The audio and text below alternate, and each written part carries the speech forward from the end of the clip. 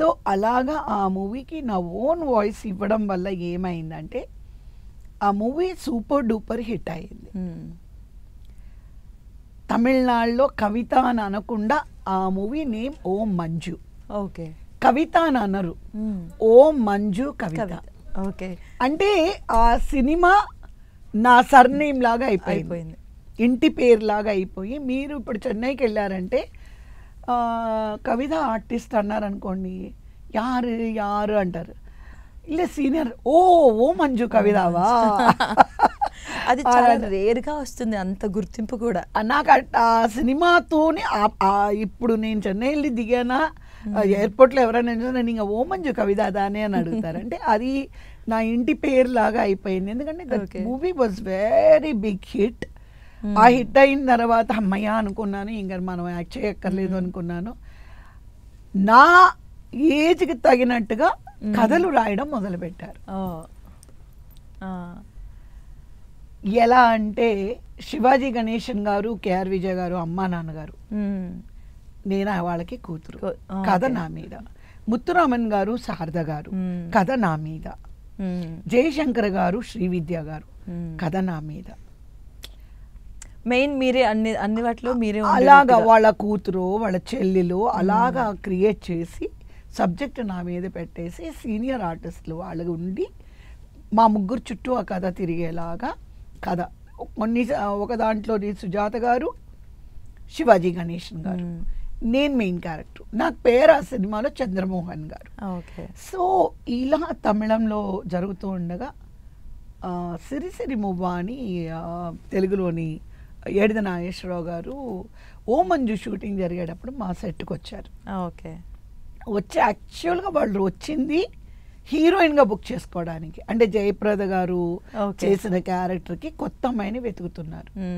నన్ను చూసి ఏడిద నాగేశ్వరరావు గారు అన్నారు. అంటే శ్రీధర్ గారిని అడిగారు, సార్ మీ హీరోయిన్ మేము చూడాలి అని. సరే అని నన్ను పిలిస్తే ఈ స్కూల్ యూనిఫామ్లో సార్ ఈ అమ్మాయి కాదు సార్ మీ హీరోయిన్ పిలవండి సార్ అని అంటే శ్రీధర్ గారు అన్నారు, అయ్యో నాయన ఆ అమ్మాయి హీరోయిన్, ఆ అమ్మాయి మీదే టైటిల్ రోల్ చేస్తుంది ఆ అమ్మాయి అని చెప్పేసి అన్నారనమాట. అంటే ఆయనకి ఎందుకో నా మీద నమ్మకం వచ్చి, సరే హీరోయిన్ కాకపోయినా హీరోయిన్ సిస్టర్గా మనం కవితని తీసుకోవాలి, అమ్మాయి ఫోటోజెనిక్ అంత బాగుంది, అమ్మాయి చాలా అంటే చిన్న వాణిశ్రీలాగా ఉంది, అది అప్పుడే టాక్ అనమాట. అభినయం, అందం, తెగువ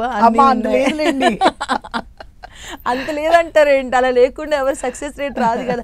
అభినయం, అందం, తెగువ అంటే మీరు అక్కడ ఉన్న సిచ్యువేషన్స్ చెప్పిన బట్టి తెగువ కూడా ఉంది కదా అందులో. డైరెక్ట్గా డైరెక్టర్కే మీరు లేదు కాదు అంటే భయమే వేయలేదా అంతమంది ముందు? అంటే మొత్తం ఉంటారు కదా. ఫస్ట్ మీకు తెలియాల్సింది ఏంటంటే మన విషయం ఏంటని తెలిస్తేనే భయం ఉంటుంది. అసలు ఏంటో తెలియకపోతే దేనికి భయపడాలి? మనకి భయం అనేది ఉండదు. చిన్నపిల్లలు చూడండి, ఒక పాము వస్తే పట్టుకోవడానికి చూస్తారు, మీరేం చేస్తారు? పట్టుకుంటారా? తెలుసు కదా, తెలుసు కాబట్టి. సో నాకు టోటల్గా సినిమా ఏదో థియేటర్కి వెళ్ళి అమ్మ నాన్నగారు ఎప్పుడైనా తీసుకువెళితే హైదరాబాద్లో వెంకటేశ్వర థియేటర్ కానీ, సంధ్యా థియేటర్ కానీ, దీపక్ థియేటర్ కానీ, శాంతి థియేటర్ కానీ ఇలా వెళ్ళడం తెలుసు. కానీ మాకు సినిమా షూటింగ్ ఎలా ఉంటుంది, ఇట్ వాజ్ కైండ్ ఆఫ్ మా అందరికీ ఒక థ్రిల్లింగ్ లాగా అనమాట. ఒక షాక్, థ్రిల్లింగ్ అంటాం కదా, ఒక న్యూ ఎరా లాగా అనమాట. ఇప్పుడు ఇవి ఉన్నాయండి, వీళ్ళు టాపు, వీళ్ళు చిన్న హీరోలు, వాళ్ళ పెద్ద హీరోలు, అలా మేమున్న టైంలోని there is no such thing. అందరూ కలిసి కూడా వర్క్ చేసేవాళ్ళు. అప్పుడు మీరు పెద్ద హీరో, మేము చిన్న హీరో, అలా ఏమీ లేదండి. We are heroes, we are heroines and we are heroes, అంతే.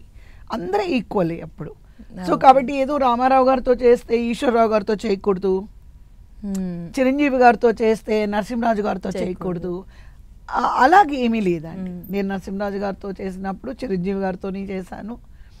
లైక్ చిరంజీవి గారితో చేసినప్పుడు చంద్రమోహన్ గారు, మురళీమోహన్ గారు. మేము చూసేది ఏంటంటే సబ్జెక్ట్, సక్సెస్.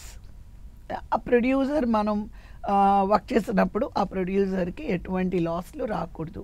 అందరూ హార్డ్ వర్క్ చేయాలి.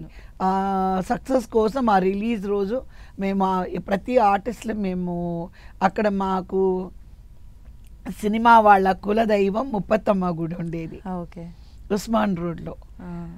ఎవరైనా ఆ రోజు ఉన్నారంటే ఓ ఇవాళ శ్రీదేవి ఉంది అంటే అక్కడ ఓ శ్రీదేవి మూవీ రిలీజ్ అవుతుంది, సో ఇవాళ పలానా ఆర్టిస్ట్ ఉంది అంటే అక్కడ గుడిలోని ఓ వాళ్ళ మూవీ రిలీజ్ అవుతుంది అని అక్కడ పొద్దున్నే 4:30 అంటే షో బిగినింగ్ అవ్వడానికి ముందే అక్కడ పూజలు జరిపిస్తూ ఉంటాం అన్నమాట. అది మాకు ఇష్టమైన ఇండస్ట్రీ. అంటే అక్కడ ఏ దేవత అండి ఆ టెంపుల్లో ఉండేది? అమ్మవారు? ముప్పత్తమ్మ అంటే అమ్మవారు. ముప్పత్తమ్మ అంటారు, అమ్మవారు అన్నమాట.